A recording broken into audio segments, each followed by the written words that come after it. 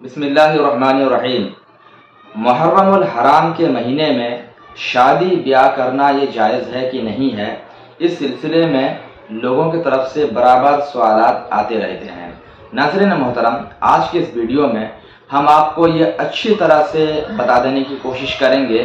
کہ محرم الحرام کے مہینے میں شادی جائز ہے کہ نہیں ہے، اگر کسی نے کر لیا تو شادی نافذ ہوگی یا نہیں، ساری باتیں انشاءاللہ آپ کو ہم بتائیں گے۔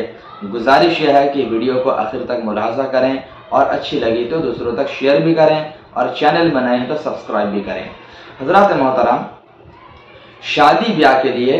اللہ تبارک و تعالیٰ کا دیا ہوا کوئی بھی دن، کوئی بھی رات، کوئی بھی مہینہ، کوئی بھی سال یہ فکسیبل نہیں ہے، یا کسی دن میں، کسی تاریخ میں، کسی مہینے میں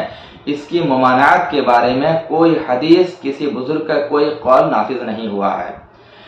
آپ اگر کتابوں کا مطالعہ کریں گے تو آپ کہیں بھی کسی بھی کتاب میں یہ بات نہیں پائیں گے کہ اس دن میں شادی کرنا جائز نہیں ہے یا اس دن میں شادی کرنا جائز ہے، ایسا کچھ بھی نہیں ہے۔ ہاں، یہ الگ بات ہے کہ کسی خاص دن میں شادی کی برکت ضرور آئی ہے، جیسے جمعۃ المبارکہ کے بارے میں آیا ہے کہ جمعہ کے دن شادی کرنے کی ایک اپنی فضیلت ہے، لیکن شادی نہ ہونے کے لیے کوئی دن، کوئی مہینہ ایسا متعین نہیں ہے، کیونکہ تمام دن، تمام سال، تمام مہینے سب کچھ اللہ کے دیے ہوئے ہیں، تو کبھی بھی کسی بھی مہینے میں، کسی بھی دن میں شادی کی ممانعت نہیں ہے۔ اب رہی بات یہ کہ جو لوگ اس کو منع کرتے ہیں وہ لوگ اس میں زیادتی سے کام لیتے ہیں اور ایکسٹرا کچھ بات بک جاتے ہیں۔ خاص کر کے لوگوں کے دماغ میں یہاں پر یہ آتا ہے کہ اس مہینے میں، محرم الحرام کے مہینے میں، نبی کریم صلی اللہ علیہ وسلم کے نواسہ حضرت امام حسین اور شہدائے کربلا کی شہادت پیش آئی ہے، تو اس کے پیش نظر لوگوں کا یہ خیال ہے کہ جس مہینے میں نواسہ رسول کی شہادت ہو اس مہینے میں شادی کیسے جائز ہو سکتی ہے۔ کچھ لوگوں کا ذہن اس طرف گیا ہے، تو میں اس کو آپ کو کلیئر کر دینا چاہوں گا کہ دیکھیے، معاملہ یہ ہے کہ محرم الحرام کے مہینے میں امام حسین رضی اللہ تعالی عنہ کی شہادت کا مرحلہ ضرور پیش آیا ہے، لیکن یہ کوئی ایسی چیز نہیں ہے کہ جس کی وجہ سے شادی بیاہ نہ کیا جائے۔ اور آپ خود سوچیں نا کہ اگر اس مہینے میں ہم غم منائیں اور شادی کی خوشی نہ منائیں تو ایک طرح سے ماتم ہو گیا، اور ماتم تو خود ہماری شریعت میں جائز نہیں ہے۔ ماتم تو غیروں کا طریقہ ہے، یہ رافضیوں کے نزدیک ہے، شیعوں کے نزدیک ہے کہ وہ آج تک ماتم مناتے چلے آ رہے ہیں، لیکن ہم اہل سنت والجماعت کے نزدیک ماتم نہیں، بلکہ ہم تو امام حسین کے نام پر ایصال ثواب کرتے ہیں، ان کے نام پر ذکر شہدائے کربلا کی محفل منعقد کرتے ہیں، تو غم نہیں منانا ہے۔ اور جب غم نہیں ہے تو پھر خوشی منانے میں یا شادی کرنے میں کیا مذائقہ ہے۔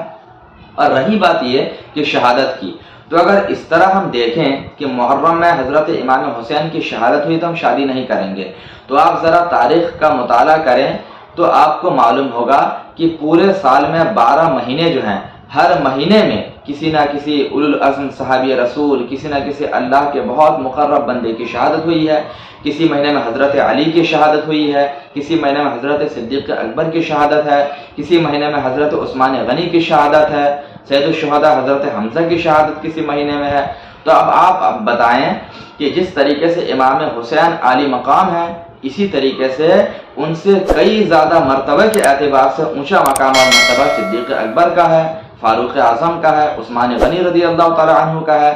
تو ان حضرات کی شہادت جس مہینے میں ہوئی تو وہاں بھی شادی نہیں ہونی چاہیے۔ اگر ہم شہادت کو لیتے ہیں تو فقط محرم کی تخصیص نہیں ہے، دیگر مہینوں میں بھی جس مہینے میں اللہ کے کسی بہت مقرب بندے کی شہادت ہوئی ہے وہاں بھی شادی نہیں ہونی چاہیے، کیونکہ شادی میں خوشی ہوتی ہے۔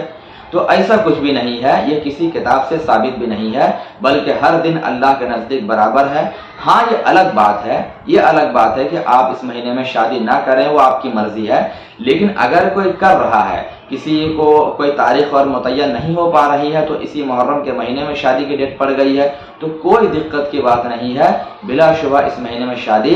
جائز اور درست ہے، کیونکہ ہمارے نزدیک غم منانا، ماتم منانا یہ جائز نہیں ہے، یہ شیعوں اور رافضیوں کا طریقہ ہے۔ امید کرتا ہوں کہ یہ پوری بات آپ کو سمجھ میں آ گئی ہوگی، اور جو غلط رسم لوگوں میں آج تک رائج تھا کہ محرم کے مہینے میں یا رمضان میں شادی جائز نہیں ہے، یہ بات میں سمجھتا ہوں کہ آپ کو کلیئرلی سمجھ میں آ گئی ہوگی۔ اللہ تبارک و تعالی ہم سبوں کو غلط رسم و رواج کو ختم کرنے کی توفیق عطا فرمائے۔ السلام علیکم ورحمۃ اللہ تعالی وبرکاتہ۔